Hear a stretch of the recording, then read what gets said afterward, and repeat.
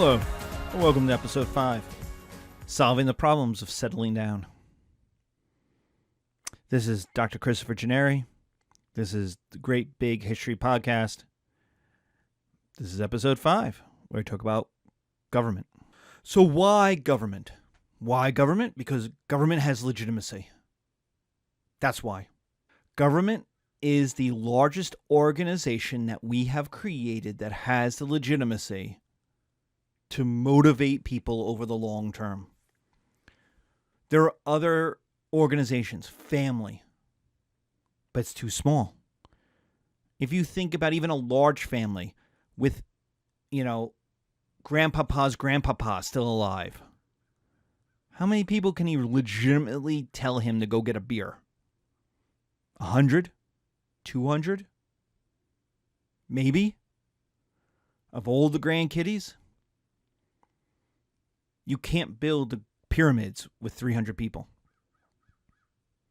Half of whom were children under the age of 15. What about religion? Religion gets a lot of people. All right. That solves the problem. There's 1 billion Catholics in the world. Okay. How many can the Pope order around? As you well know, religions fracture. There's not one religion out there. There's not one kind of Buddhism. There's not one kind of Christianity. If you're Protestant, one Methodist church in Haddonfield may be run very differently from a Methodist church in Voorhees. And they're still Methodists. And yet they may still believe different things when it comes down to the nitty-gritty.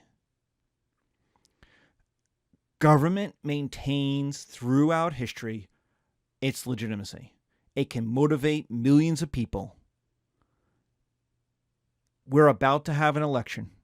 The United States is about to have an election. As I record this, the Democratic primaries are starting for the 2020 election. 300 million people will accept the outcome of that election. They may not all like it. Half of them won't like it. But they will accept it because government has legitimacy.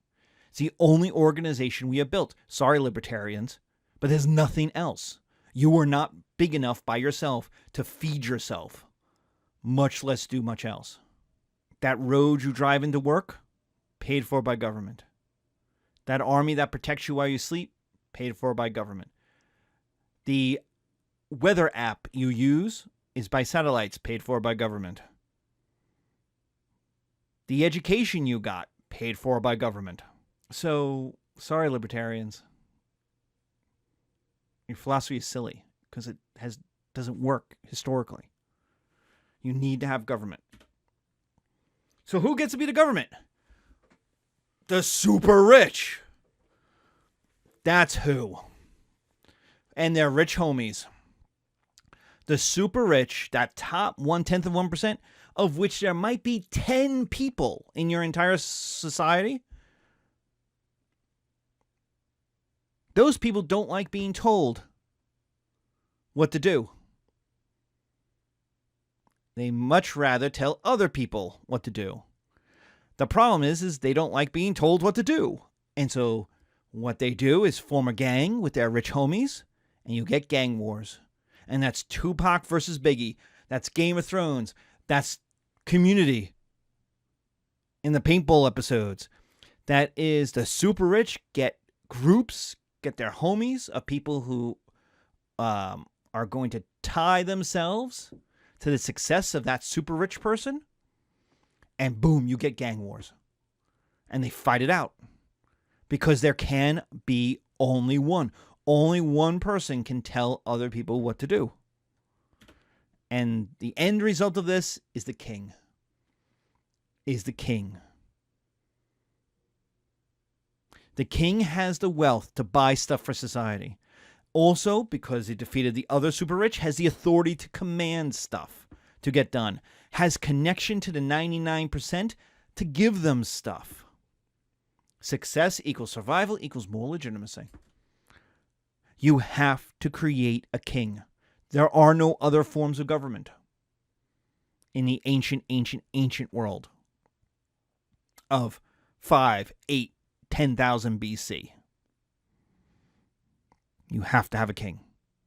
You have to have one person, almost always a man, telling people what to do. And it's almost always a super rich dude telling people what to do. And simple survival means this system must work, which means more legitimacy for that king.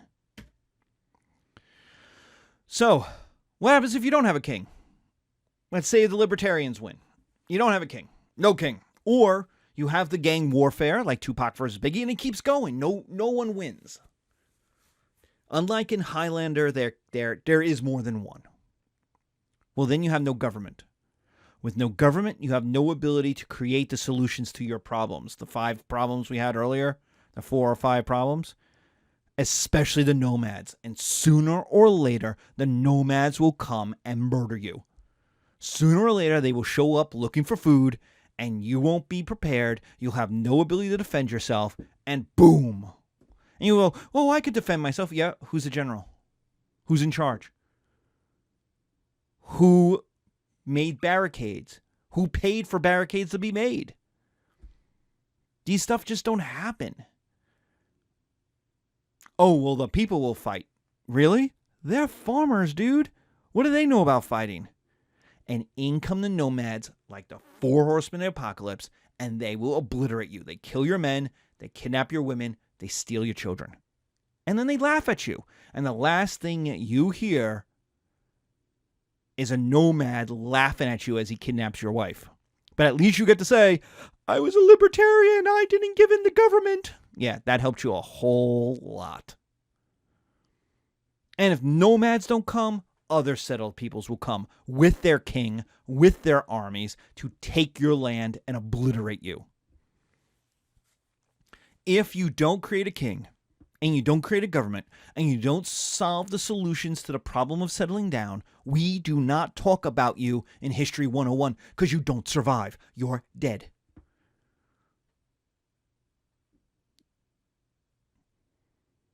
Your kids are calling someone else daddy.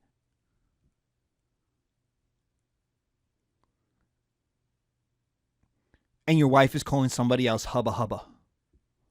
We don't talk about you because you don't get out of the early stages. You get obliterated. Bye. No more history for you. So then what are the solutions that government needs to have? That government will come up with? And the first is walls. We have to keep out the nomads.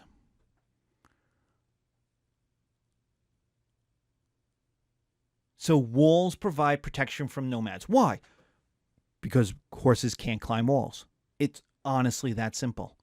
Horses cannot climb walls. You can say, well, what about the people? Well, why would the people get off their horses? They're nomads. They're awesome on their horses. They're A++ warriors on their horses. On feet, they're just regular people. On their horses, they're nomadic horsemen of the apocalypse. On foot, they're just a dude. And so what this does, by putting walls up, and you cannot put walls up around all of your farm and all that. You can only put walls up about a certain amount of protected land, which is not going to remain farmland because people are going to want to live in there real quickly. What you do is you give up food and animals. You let the nomads steal it because you know you produce more than you can eat. So what you do is you store some, you hide others, and the nomads can only take so much. Remember, they can only carry what's on their backs or on their horses.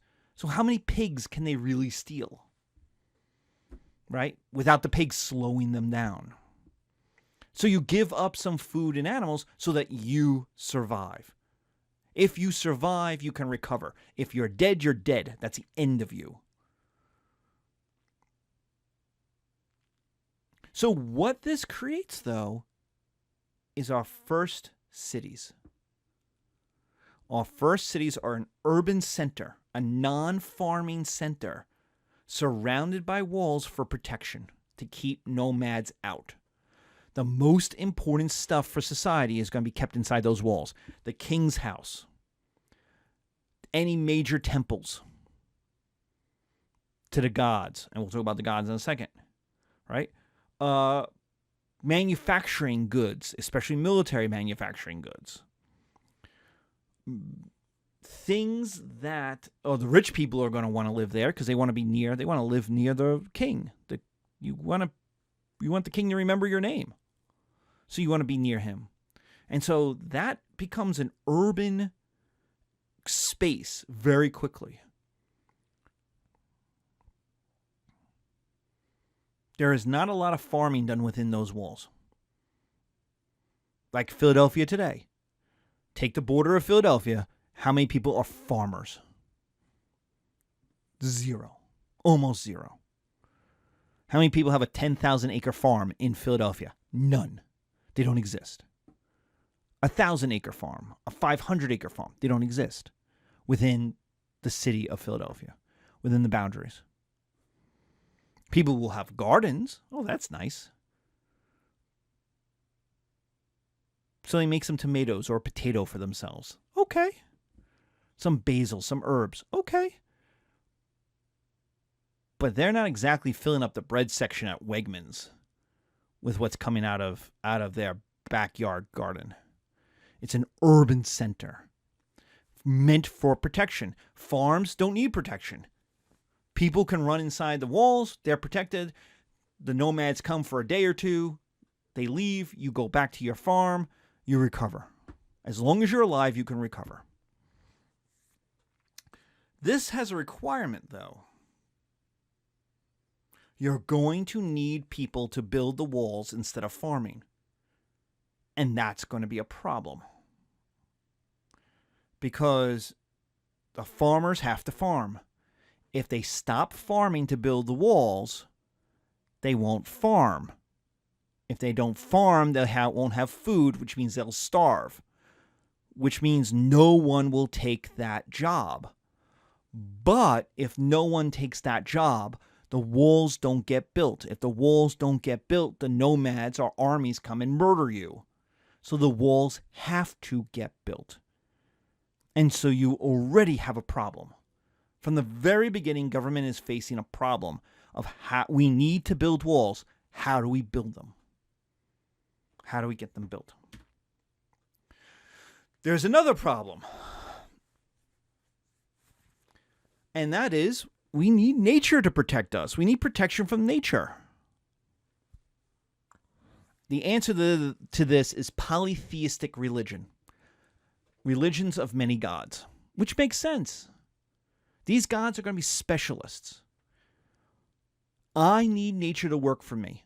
I need the sun to shine, but not too much. I need the river to flood, but not too much. I need the rains to fall, but not too much.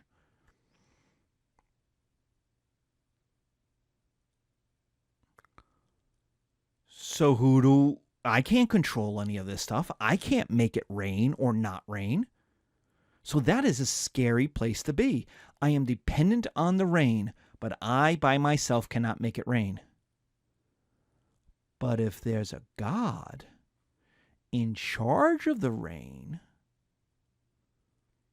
I can negotiate with a God, especially if that God is a person. A super person, but still a person. And so polytheistic religions, the gods are people. They may take different forms. They may be like Ganesh, an elephant god, but he's not an elephant god. Ganesh is still a person. They're superhumans. That's simply, Ganesh is not so much an elephant god as a god that is drawn for the reasons with elephant and other identity markers. So so illiterate people know immediately what kind of God they're looking at and what this God is in charge of. Take a look at Ganesh's hands, Ganesh's feet. The head might be an elephant, but the hands and feet are human. So gods are superhumans. That's Zeus, right? Hera, Apollo, the Greek gods. They're superhuman. They're big, powerful humans who don't die. That's the one thing you have to be if you're a god. You do not die. Now, being superhuman is both good and bad because they will have all of the good stuff that people do. Their loyalty, their bravery, their courage. But they'll also have all the bad things people do. Their selfishness, their lying, their hypocrisy. But because they're super, they do all of that at bigger levels. Zeus cheats on his wife. Not with one woman, but with hundreds of women all the time. All right, when Apollo goes into battle, he doesn't murder just one guy. He murders hundreds of guys. So the gods are huge superhuman. So they want stuff because they're people. And people want stuff. See, this makes a lot of sense. People want stuff, so the gods want stuff. And so if they want stuff, we can negotiate with them. We can give them stuff they want. What do they want? Well, I don't know. Do you know? Do you talk to God? Do you speak God? No. Well, we need someone who does, and that's the priests. We need a class of people whose job it is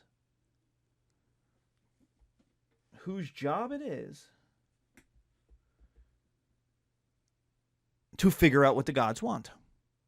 Because I don't want to give the gods more than they want, but I also don't want to give the gods less than what they want. So what do they want? And what the priests figure out is they want sacrifice. They want you to give something up. They want you to give them something. We call this a sacrifice.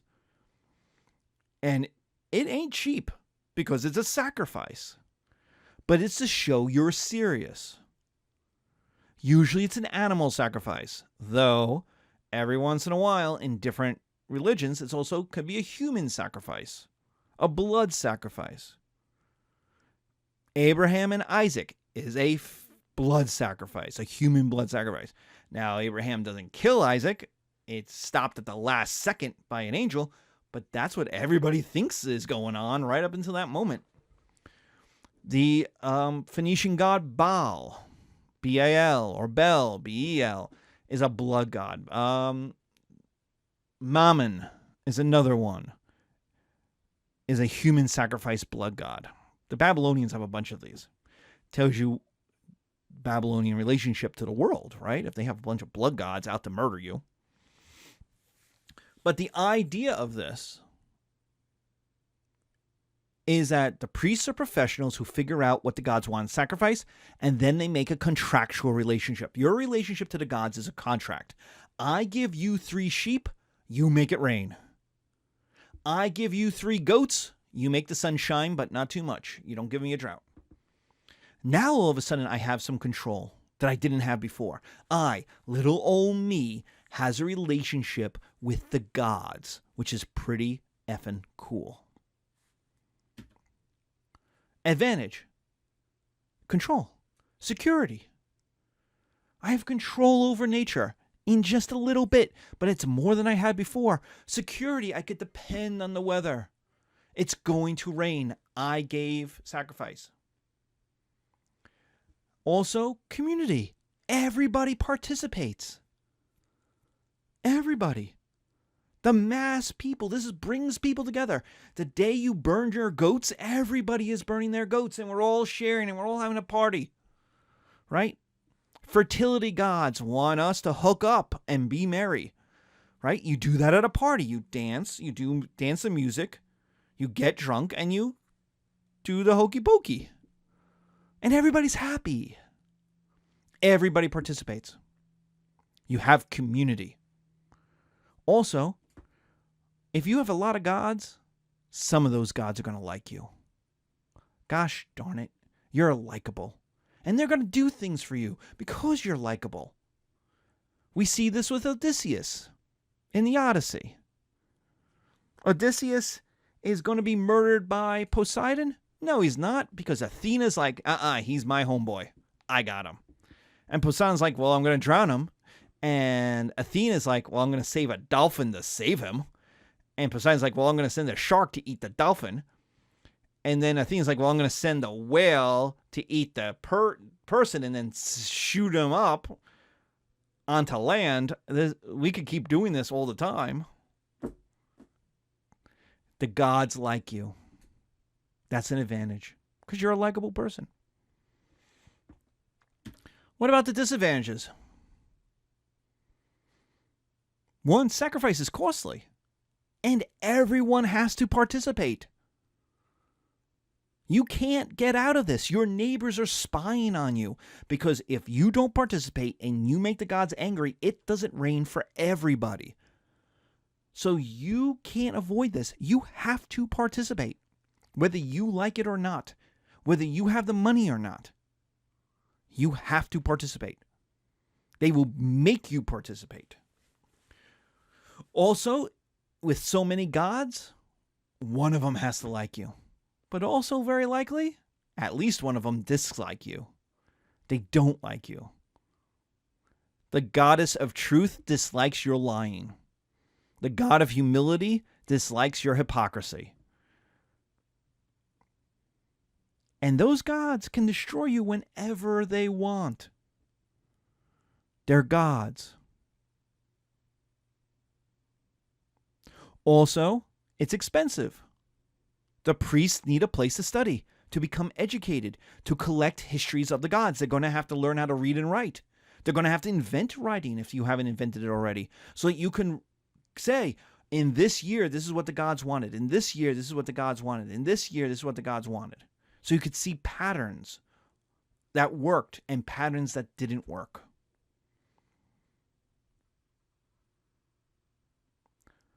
So the priests need to be separate from the regular people because the people are dependent on them, which means they need legitimacy because there is nothing more useless. I will always have students who are like, this is just a game. They're just making this stuff up, right? And I'm like, no, this is deadly serious because there is nothing more useless in a society than a bad priest. A priest who cannot talk to the gods, that gives you bad advice, there is nothing more useless than a bad priest in any society, monotheistic or polytheistic. Nobody needs a bad priest around. And so what do? The priests that are wrong, you get rid of them. You humiliate them, you execute them, you torture them. You do something that tells the gods that you're sorry for taking this idiot's advice. And that is never good for the idiot. So how are we going to solve all of these problems? And the answer is taxes. How are we going to pay people to build walls and not farm? Taxes. How are we going to build temples and ziggurats, places for priests to study? Taxes. How are you going to build the army? Pay the workers? Taxes. Taxes, taxes, taxes. The taxes are the solution to the problem of the commons. COMMONS. The problem of the commons is a historical but economic sociological problem.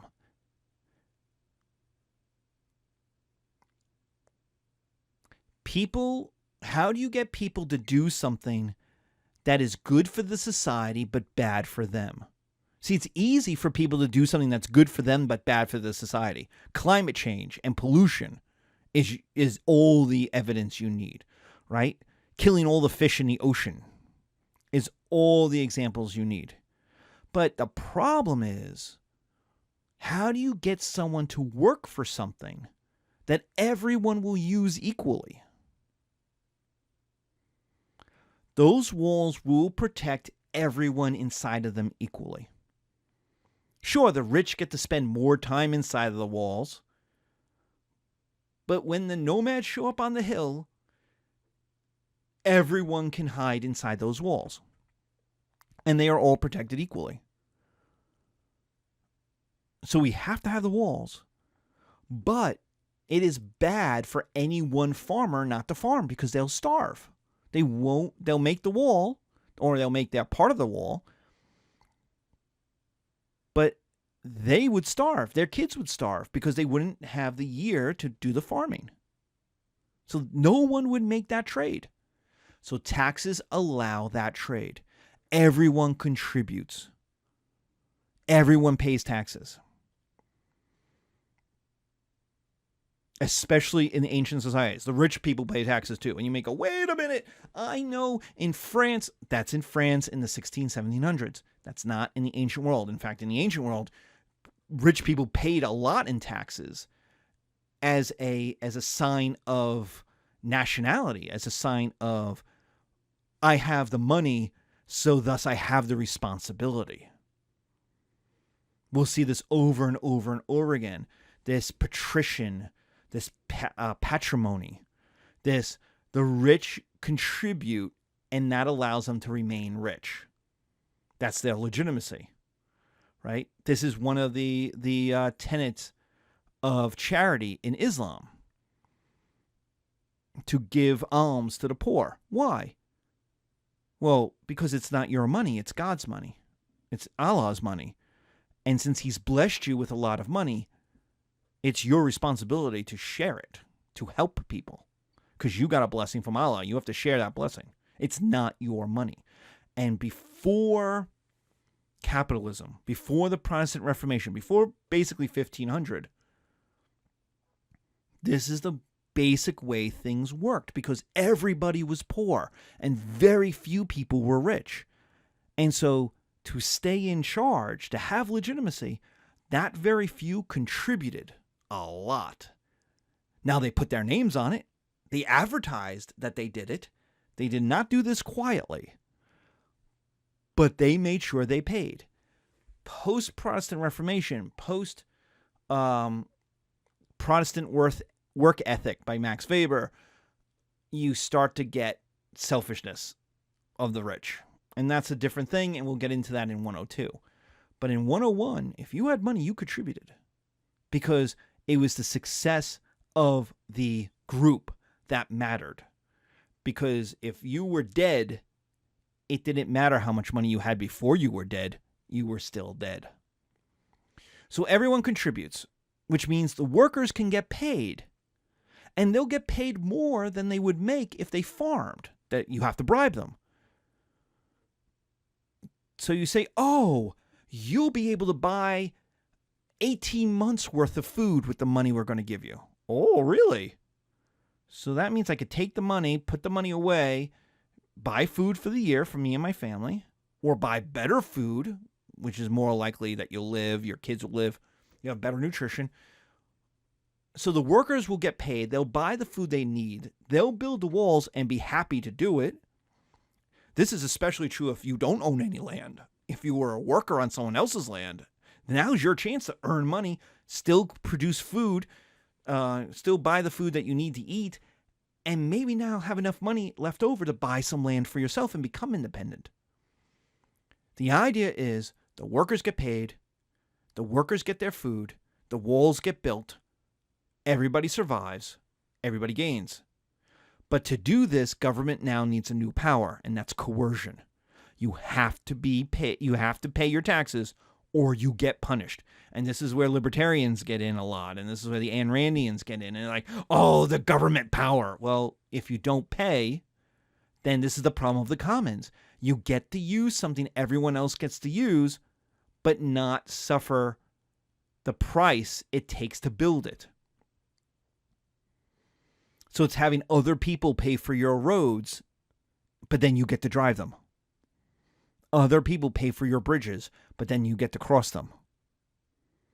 It's just a form of selfishness. But the government now needs a power that it didn't have. The government, the king, needs a power that nomadic peoples don't have. Because remember, nomadic peoples have no money. They have no wealth. They can only carry it. And they share it. So now you have coercive power. The government has to be able to make you pay, whether you like it or not. And has to be able to punish you if you don't.